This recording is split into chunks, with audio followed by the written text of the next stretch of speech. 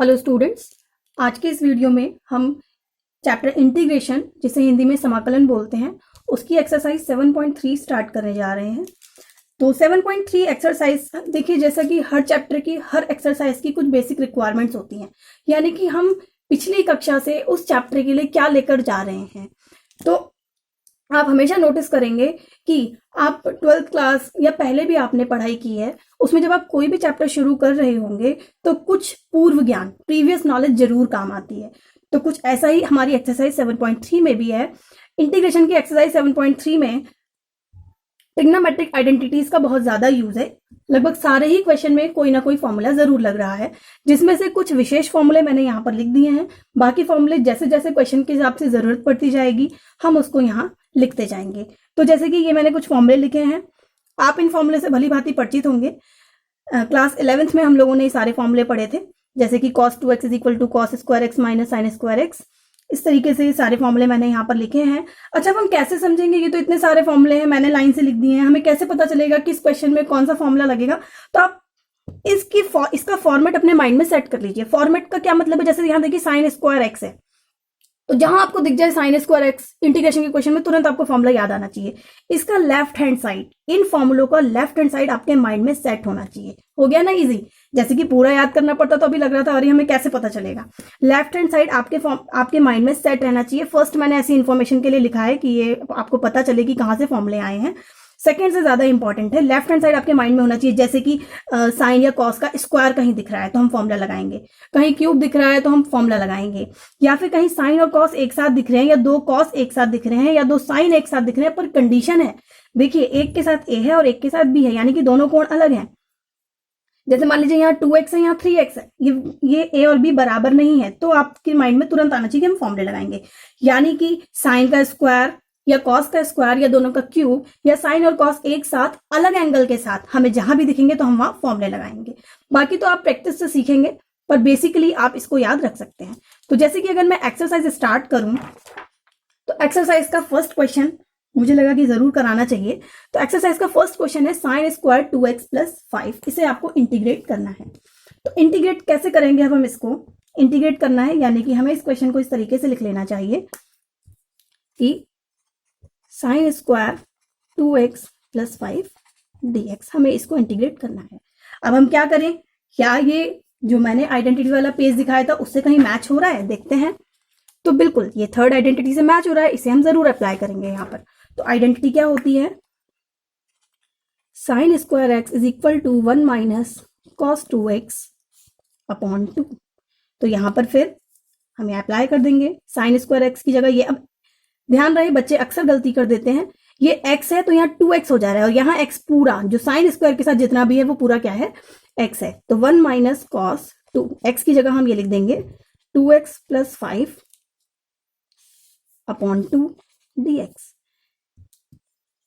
फिर यहां से आया 1/2 बाहर लिख ले रहे हैं अभी, तो ये 1 माइनस कॉस 2 की 2 से मल्टीप्लाई क्या आ जाएगा? 2 2 जा 4x, 2 5 जा 10। लैंग्वेज की बात अगर की जाए तो मैं हिंदी और इंग्लिश दोनों ही लैंग्वेज यूज कर रही हूँ। ऐसा नहीं है कि हिंदी ही सबसे ज्यादा जरूरी है और ऐसा भी नहीं है कि इंग्लिश ही बहुत ज्यादा जरूरी है। आज के समय को देखते हुए आपको दोनों ही भाषाएं पता होनी चाहिए। तो यहाँ पर हम इंटीग्रेशन कर रहे हैं। मैंने यहाँ 2 की मल्टीप्लाई कर दी, 1/2 कॉमन, बाकी तो ये फिर इंटीग्रेट अब हम सेपरेट कर सकते हैं 1 के साथ dx माइनस फिर integration cos 4x plus 10 dx। तो 1 का इंटीग्रेशन जैसा कि हम जानते हैं x होता है, माइनस कॉस का इंटीग्रेशन साइन 4x प्लस 10, बाकी कॉस के साथ जो है इसका डिफरेंशिएशन, तो ये क्या आ जाएगा? 1/4 प्लस c। मैंने यहाँ इसको डायरेक्ट कर दिया। अगर आपको इसमें कोई आपत्ति है तो इसके लिए मैं आपको समझा देती हूँ यहाँ सेपरेटली, कि जैसे कि cos 4x प्लस 10 dx था ना, तो यहाँ हमने क्या करा? देखिए ये कॉस है, कॉस हमें सिंपल दिखना चाहिए, कॉस के साथ ये जो भी दिख रहा है इसको हम सिंगल वेरिएबल मान लेते हैं। तो 4x प्लस 10 को क्या मान लेंगे? t। तो फिर इसका डिफरेंशिएशन, अब हमने जब इसको t बदल दिया, x को t में बदल दिया, तो dx भी तो बदलेगा। तो 4x का क्या हो जाएगा? dx, और t का क्या हो जाएगा? dt। तो dx आ गया है dt बाय 4। तो cos और 4x प्लस 10 की जगह आ जाएगा t, और dx की जगह क्या आ जाएगा? dt by 4। तो 1/4 बाहर ले सकते हैं, और cos का क्या आ जाएगा? साइन टी, 1/4 साइन टी की जगह क्या आ जाएगा 4x + 10। ये चीज मैंने यहाँ पर अप्लाई की थी, क्योंकि आप कब तक ऐसे टी मानकर करते रहेंगे, ये तो हम स्टार्टिंग के एक्सरसाइज में सीख चुके हैं। अब आपको सीखना चाहिए कि ये कैसे आता है। तो जैसे कि कॉस का साइन होता है हमको पता है, उसके साथ जो भी एंगल है उसका डिफरेंशिएशन करके आप अपॉन में लिख देंगे। जैसे कि 4x + 10 का डिफरेंशिएशन क्या है 4, तो उसको हमने अपॉन में लिख दिया। इसके बाद देखते हैं और कुछ क्वेश्चंस। तो जैसा कि एक्सरसाइज का क्वेश्चन नंबर सेकंड है sine 3x cos 4x। Sine 3x cos 4x, अब हमें इसको इंटीग्रेट करना है। तो क्या इसकी शक्ल हमारे किसी फॉर्मूले से मिल रही है? तो देखते हैं क्या है हमारे क्वेश्चन में। Sine 3x cos 4x, sine और कॉस एक साथ है, एंगल अलग अलग है, एक है 3x और एक है 4x, यानी कि साइन ए कॉस बी टाइप का फॉर्मूला है, साइन ए कॉस बी। लेकिन दिक्कत क्या आ गई, इसमें तो 2 है और यहाँ 2 है नहीं, तो कोई बात नहीं, हम इसको मेंटेन कर लेंगे। तो हम यहाँ इस क्वेश्चन को कैसे कर सकते हैं, पहली बात तो हमें इसे इंटीग्रेट करना है, तो हम क्वेश्चन ही ऐसे नोट कर ले रहे हैं, कोई दिक्कत नहीं है इसमें। तो यहाँ जैसे कि अब हम साइन 3x cos 4x, अभी हम इसमें फॉर्मूला नहीं लगा पा रहे हैं ना, क्योंकि फॉर्मूला इनकम्प्लीट है। देखिए फॉर्मूले में 2 है, क्या करेंगे 2 से मल्टीप्लाई कर देंगे और 2 से डिवाइड कर देंगे। अब 1/2 तो एक्स्ट्रा हो गया, इसको बाहर रहने देंगे। और फॉर्मूला क्या होता है, फॉर्मूला मैं यहाँ लिख देती हूँ, 2 sin a cos b is equal to sine a + b plus sine a - b। तो यहाँ क्या आ जाएगा साइन a + b यानी कि 3x + 4x plus sine a - b यानी कि 3x - 4x, और यहां से आ जाएगा 1/2 साइन 3x और 4x। अभी हमने इंटीग्रेशन का साइन नहीं लिया, अभी हम सिंप्लीफाई कर रहे हैं। 3x और 4x क्या हो जाएगा 7x, साइन यहां ध्यान देना है, 3x - 4x हो जाएगा -x, तो ये आ जाएगा 1/2 sign 7x minus sine x। अब हम कर सकते हैं इंटीग्रेशन। तो हमारा जो ओरिजिनल क्वेश्चन था उसे हमने नोट कर लिया है, sine 3x cos 4x dx is equal to, अब हम इसकी जगह क्या लिख सकते हैं 1/2 बाहर ले सकते हैं और इसकी जगह लिख सकते हैं sine 7x minus sine x और dx। और अब तो साइन का इंटीग्रेशन करना है, तो साइन का इंटीग्रेशन इसको पहले सेपरेट कर लिया, sine 7x dx minus sine x dx 1/2। Sine का इंटीग्रेशन माइनस कॉस x होता है, तो माइनस कॉस 7x, फिर वही चीज डिफरेंशिएशन 7x का 7, तो वो अपॉन में माइनस, फिर से साइन x का क्या आ जाएगा माइनस कॉस x। अब तो x का डिफरेंशिएशन 1 है, इसलिए हम उसे ऐसे ही छोड़ देंगे, और प्लस c। तो इसे क्या आ गया ये answer -1/14 cos 7x plus 1/2 cos x plus c answer. तो ये इसका इंटीग्रेशन है। इसी तरीके से नेक्स्ट क्वेश्चन,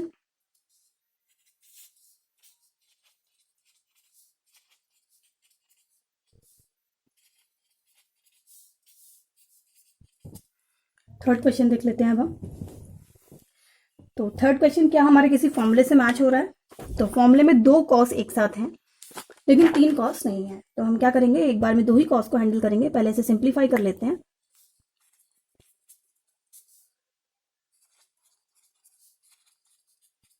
अभी हम इन दोनों कॉस को हैंडल कर रहे हैं, तो 2 से मल्टीप्लाई तो करनी पड़ेगी, तो डिवाइड भी करनी पड़ेगी। कॉस 6x अभी ऐसी है, तो फॉर्मूला लिख देते हैं यहाँ, 2 कॉस ए कॉस बी बराबर cos A plus B plus cos A minus B. तो यहाँ क्या आ जाएगा cos 2x plus 4x plus cos A minus B 2x minus 4x, और ये कॉस 6x 1/2, ये आ जाएगा cos 6x plus cos 2x cos 6x। तो ये आ गया 1/2 cos square 6x plus cos 2x और ये कॉस 6x। अब क्या प्रॉब्लम आई कि यहाँ फिर से हमें फॉर्मूला लगाने पड़ेंगे। तो कॉस स्क्वायर x का क्या फॉर्मूला होता है 1 plus cos 2x upon 2।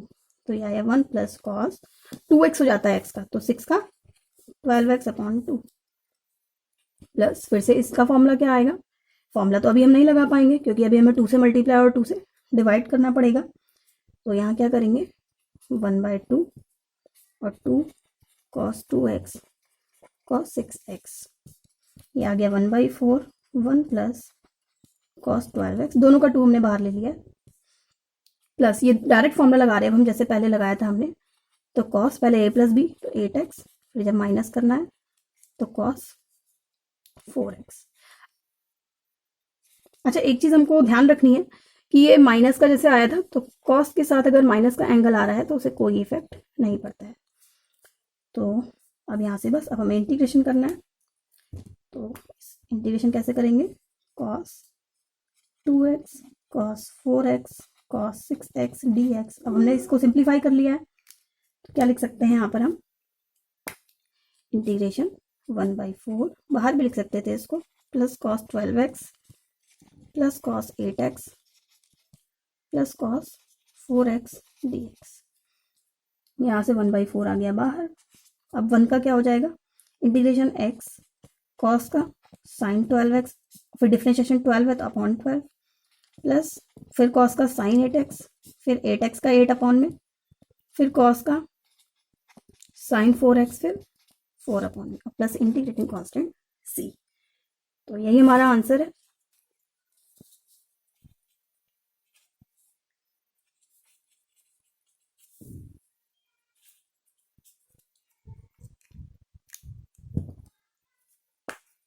Next question. इस क्वेश्चन को करने के दो तरीके हैं।